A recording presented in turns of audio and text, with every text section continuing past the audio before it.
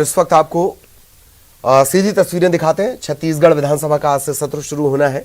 ये तस्वीरें इस वक्त आप देख रहे हैं।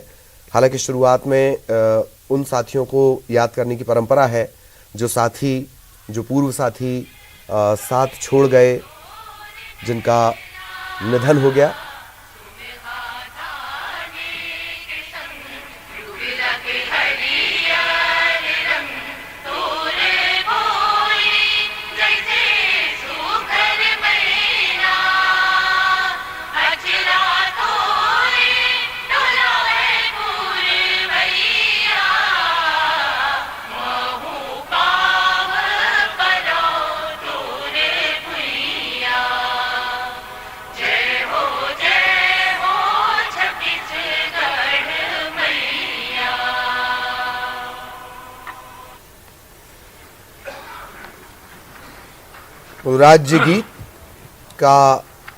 राज्य गीत आपने मुझे सुना। सदन को सूचित करते हुए अत्यंत दुख हो रहा है कि छत्तीसगढ़ विधानसभा के पूर्व सदस्य चरणदास श्री गुलाब सिंह का दिनांक 25 मार्च 21 अविभाजित विधानसभा अध्यक्ष विधानसभा के पूर्व सदस्य सोमगिरी गोस्वामी दिवंगत साथियों को याद जी का 17 अप्रैल, अविभाजित मध्य प्रदेश विधानसभा सदस्य बालाराम वर्मा जी का 17 अप्रैल, अविभाजित मध्य प्रदेश विधानसभा के सदस्य और लोकसभा के सांसद आदरणीय करुणा शुक्ला जी का दिनांक 27 अप्रैल, छत्तीसगढ़ विधानसभा के पूर्व उपाध्यक्ष बद्रीधर दीवान का 4 मई 21, पूर्व राज्य मंत्री डॉक्टर सक्राजीत नायक का दिनांक 29 मई 21, राज्यसभा के पूर्व सांसद और पूर्व विधायक रामाधर कश्यप जी का 6 जुलाई 21, अविभाजित मध्य प्रदेश के विधानसभा के पूर्व सदस्य बलराम सिंह बैस का 17 अप्रैल 2021 तथा लोकसभा के पूर्व सांसद श्री खेलन राम जी जांगड़े का 30 अप्रैल 21 को निधन हो गया है। श्री गुलाब सिंह का जन्म 1 जुलाई 68 को ग्राम सोंस में हुआ था। उन्होंने स्नातक तक की शिक्षा प्राप्त की थी। उनका मुख्य व्यवसाय कृषि था। श्री गुलाब सिंह ने अपने राजनीतिक जीवन की शुरुआत जनपद एवं जिला पंचायत सदस्य के रूप में की। वे जिला सहकारी बैंक कोरिया के अध्यक्ष रहे। वे भारतीय राष्ट्रीय कांग्रेस के टिकट पर मनेनगढ़ से 1998 में अविभाजित मध्य प्रदेश विधानसभा के सदस्य निर्वाचित हुए। नवंबर 2000 में राज्य गठन के पश्चात नवगठित छत्तीसगढ़ राज्य के प्रथम विधानसभा के सदस्य रहे। उन्होंने अपने क्षेत्र के विकास हेतु उल्लेखनीय कार्य किए। उनके निधन से प्रदेश ने एक राजनेता तथा समाजसेवी को खो दिया है। सोम प्रकाश जी गिरी का जन्म 1 दिसंबर 1935 में अमरा कला में हुआ था। उनका मुख्य व्यवसाय कृषि था। वे जिला सहकारी बैंक रायपुर के अध्यक्ष रहे। मिसाबंदी के तहत जेल भी गए। वे भारतीय जनता पार्टी के टिकट पर कुरुद निर्वाचन क्षेत्र से 1990 में विधानसभा मध्य प्रदेश के सदस्य निर्वाचित हुए। वे जन कल्याणकारी कार्यों तथा समाज सेवा में सदैव समर्पित रहे। उनके निधन से प्रदेश ने एक वरिष्ठ राजनीतिक तथा समाजसेवी को खो दिया है। बालाराम वर्मा का जन्म 21 अगस्त 49 को ग्राम तुलसी पोस्ट नेवरा में हुआ था, रायपुर में। उनका मुख्य व्यवसाय कृषि था। वे पंचायत तुलसी के पंच तथा नेवरा की कृषि उपज मंडी के अध्यक्ष रहे। वे 93 में भारतीय जनता पार्टी की टिकट पर धरसींवा निर्वाचन क्षेत्र से अविभाजित मध्य प्रदेश विधानसभा के सदस्य चुने गए। उनकी कृषि कार्य तथा समाज सेवा में विशेष अभिरुचि थी। उनके निधन से प्रदेश ने एक वरिष्ठ राजनीतिक तथा समाजसेवी को खो दिया है। आदरणीय श्रीमती करुणा शुक्ला का जन्म 1 अगस्त 1950 को ग्वालियर में हुआ था।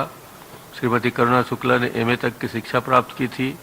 वे प्रारंभ से ही सामाजिक तथा राजनीतिक कार्यों में सक्रिय रहीं। वे प्रथम बार भारतीय जनता पार्टी के टिकट पर बलौदाबाजार क्षेत्र से निर्वाचित हुई। उन्हें 97-98 में मध्य प्रदेश विधानसभा के उत्कृष्ट विधायक का पुरस्कार भी मिला। वे सन 2004 में भारतीय जनता पार्टी के टिकट पर जांजगीर चांपा संसदीय क्षेत्र से 14वीं लोकसभा हेतु निर्वाचित हुई। उनकी सामाजिक कार्यों, लेखन तथा पर्यावरण के प्रति विशेष रुचि थी। अपने क्षेत्र के सर्वांगीण विकास हेतु वे सदैव प्रयत्नशील रहीं। उनके निधन से प्रदेश ने एक वरिष्ठ राजनेत्री तथा समाज सेवी को खो दिया है। श्री बद्रीधर जी दीवान का जन्म 27 नवंबर को ग्राम देवरी पंधी बिलासपुर में हुआ था। श्री दीवान का मुख्य व्यवसाय कृषि था। वे महामाया मंदिर रतनपुर के आजीवन ट्रस्टी रहे। वे आपातकाल में जेल भी गए। भारतीय जनता पार्टी के टिकट पर प्रथम बार सीपत निर्वाचन क्षेत्र से 1990 में अविभाजित मध्य प्रदेश विधानसभा के सदस्य निर्वाचित हुए। उसके पश्चात 2003 से 8 एवं 2013 में भारतीय जनता पार्टी के टिकट पर छत्तीसगढ़ विधानसभा क्षेत्र से निर्वाचित हुए।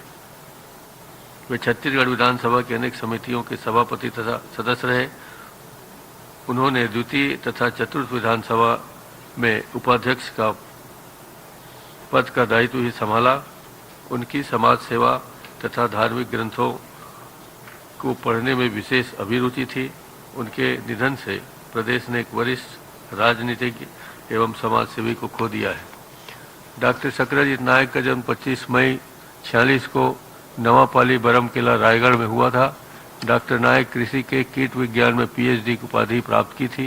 प्रारंभ में उन्होंने नागपुर विश्वविद्यालय में प्राध्यापक तथा गुरु नानक महाविद्यालय बल्लारपुर में प्रचार के पद पर कार्य किया।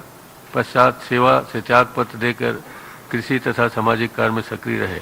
वे प्रथम बार 1990 में भारतीय जनता पार्टी के टिकट पर सरिया निर्वाचन क्षेत्र से, दूसरी बार 98 में अविभाजित मध्य प्रदेश विधानसभा के लिए निर्वाचित हुए एवं नवंबर 2000 में छत्तीसगढ़ राज्य के गठन के पश्चात नवगठित राज्य की प्रथम विधानसभा सदस्य रहे।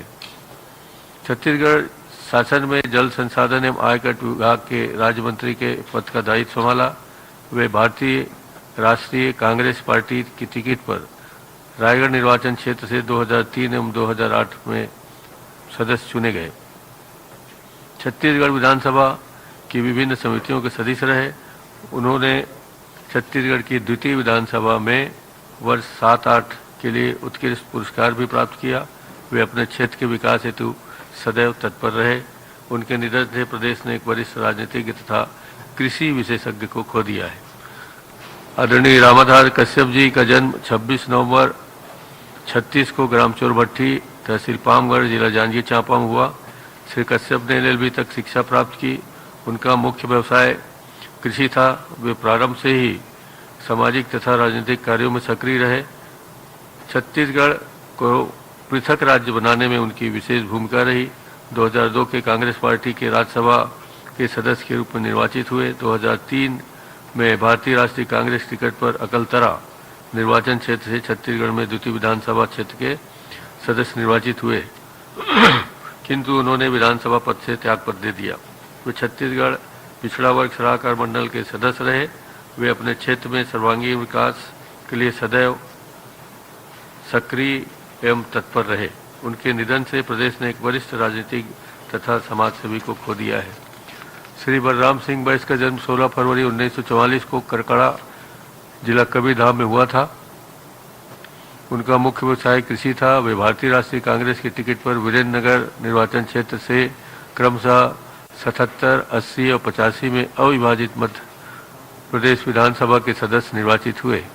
वे जिला सहकारी केंद्रीय बैंक राजनांदगांव के अध्यक्ष भी रहे। उनकी समाज सेवा के प्रति विशेष अभिरुचि थी। वे अपने क्षेत्र के सर्वांगीण विकास में सदैव तत्पर रहे। उनका निधन प्रदेश के लिए। और एक बार फिर आपको लिए चलते हैं छत्तीसगढ़ विधानसभा। महोदय, और उनसे हम लोगों को बहुत कुछ सीखने को मिला। साथ में रहते थे, बहुत सारी बातें अनुभव साझा करते थे, हम लोगों को सिखाते भी थे। अध्यक्ष महोदय, उसके जाने से निश्चित रूप से एक अपूर्णीय क्षति हुई। जाने से उनकी मृत्यु के पहले ही कुछ दिनों पूर्व उनसे फोन में बात होती रही। महीने 2 महीने में कभी कभी फोन कर लेते थे, उनसे बात होती रही अध्यक्ष महोदय। उनके जाने से एक अपूर्णीय क्षति हुई है। मैं उनके ईश्वर से प्रार्थना करता हूं कि गिरी जी के आत्मा को शांति प्रदान करे और उनके परिजनों को दुख सहने की क्षमता प्रदान करे। बालाराम वर्मा जी एक सामाजिक कार्यकर्ता के रूप में हम लोग जानते थे, किसान के रूप में, सफल कृषक के रूप में भारतीय जनता पार्टी से वो निर्वाचित हुए और बेहद धार्मिक प्रवृत्ति के बहुत ही सरल, सौम्य, मिलनसार व्यक्ति के रूप में हम लोग जानते हैं। अध्यक्ष महोदय 98 में उनके साथ 93 में क्षमा चाहूँगा 1993 में पहली बार निर्वाचित होके गए तो और अक्सर हम लोग जब ट्रेन में जाते थे तो उनसे मुलाकात हो जाती थी, लेकिन बहुत ही मृदभाषी और अल्पभाषी थे। उसके जाने से निश्चित रूप से एक अपूर्णीय क्षति हुई। अध्यक्ष महोदय ईश्वर से प्रार्थना कि उनके मृत आत्मा की शांति करे और परिवार को दुख सहने की क्षमता प्रदान करे। आदरणीय करुणा शुक्ला जी भी 1993 में पहली बार निर्वाचित होकर विधानसभा में गए और उनका अपना प्रभाव के पहले ही कार्यकाल में ही देखिए कि वो अध्यक्ष सभापति तालिका में उसका नाम था और 320 विधानसभा में भी वो घंटों उस आसंदी में बैठ के बहुत सफलतापूर्वक संचालित करती रही। सांसद भी रही, आपके साथ चुनाव भी हुए, आपने एक बार पराजित किया, दूसरी बार आपको पराजित किया था, लेकिन अध्यक्ष महोदय आप लोगों के संबंध में कभी कटुता मैंने नहीं देखा। बहुत ही वो ऐसे परिवार से में जन्मी जिसमें अटल बिहारी वाजपेयी जी पूर्व प्रधानमंत्री, जैसा हम सब आजाद शत्रु के रूप में जानते हैं। और अब बात संजीवनी की। देश भर में टीकाकरण को लेकर जागरूकता बढ़ाने के मकसद से शुरू की गई नेटवर्क 18 और फेडरल बैंक की मुहिम Sanjeevani a shot of life Punjab में अमृतसर जिले के गांव-गांव तक पहुंच रही है। इस मुहिम के तहत 5 गाड़ियां देश के उन 5 जिलों में पहुंची हैं जो कोरोना से सबसे ज्यादा प्रभावित हुए हैं। हमारी टीम टीकाकरण की अहमियत और फायदों के बारे में लोगों को बताती है। ये मुहिम उस राज्य के लिए और भी ज्यादा जरूरी है जहां लोग आज भी टीका लगवाने से झिझक रहे हैं।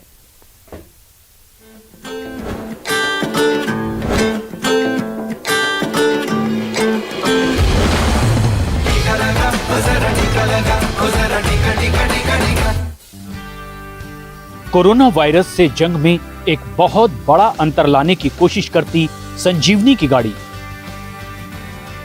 जो पंजाब के अमृतसर जिले में कोरोना वायरस और टीकाकरण को लेकर लोगों को जागरूक कर रही है। संजीवनी की टीम 68 गांवों तक पहुंची और लोगों को समझाया कि इस जानलेवा वायरस से बचाव के लिए टीकाकरण कितना जरूरी है। ये न्यूज़ 18 ਦਾ बहुत ही ਵਧੀਆ ਉਪਰਾਲਾ ਆ। ਇਹੋ ਜਿਹਾ ਉਪਰਾਲਾ ਹਰ ਇੱਕ ਨੂੰ ਕਰਨਾ ਚਾਹੀਦਾ, ਪਰ ਇਹ न्यूज़ 18 ਵਾਲੇ ਇਸ 'ਚ ਨੰਬਰ ਲੈ ਗਏ ਆ। बड़ी वधिया गल है जी, हर एक अवेयरनेस होगी, लोग लाओ, नहीं तो लोग बहुत डरे है। बड़ा वहम है लोगों की इंजेक्शन ना मौत हो जाती है। ज्यादातर उनके मन में ये डर है कि टीका लगवाने के 2 महीने के बाद हम मर जाएंगे और ये सरकार की चाल है पॉपुलेशन कम करने के लिए। ये एक मिथ फैल गया है जो कि हम कम करने की कोशिश कर रहे हैं कि मौत टीके की वजह से नहीं होती।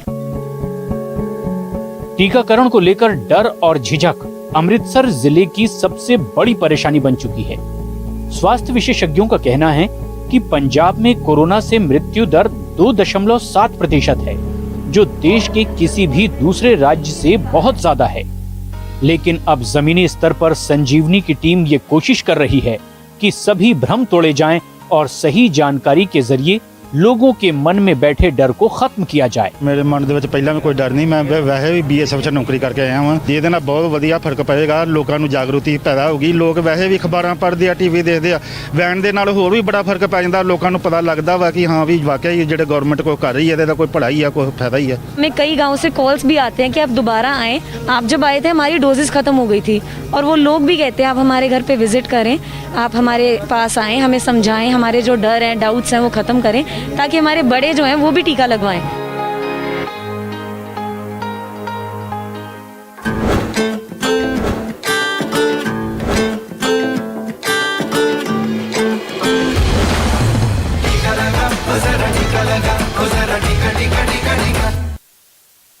तो नेटवर्क 18 ये सुनिश्चित करना चाहता है कि हर भारतीय को कोविड-19 का टीका मिले और इसी जागरूकता को बढ़ाने के लिए नेटवर्क 18 और फेडरल बैंक की पहल है संजीवनी या शॉर्ट ऑफ लाइफ। इसे आप सपोर्ट करें। हेल्थ एक्सपर्ट अपोलो 24/7 भी इसमें हमारे साथ है।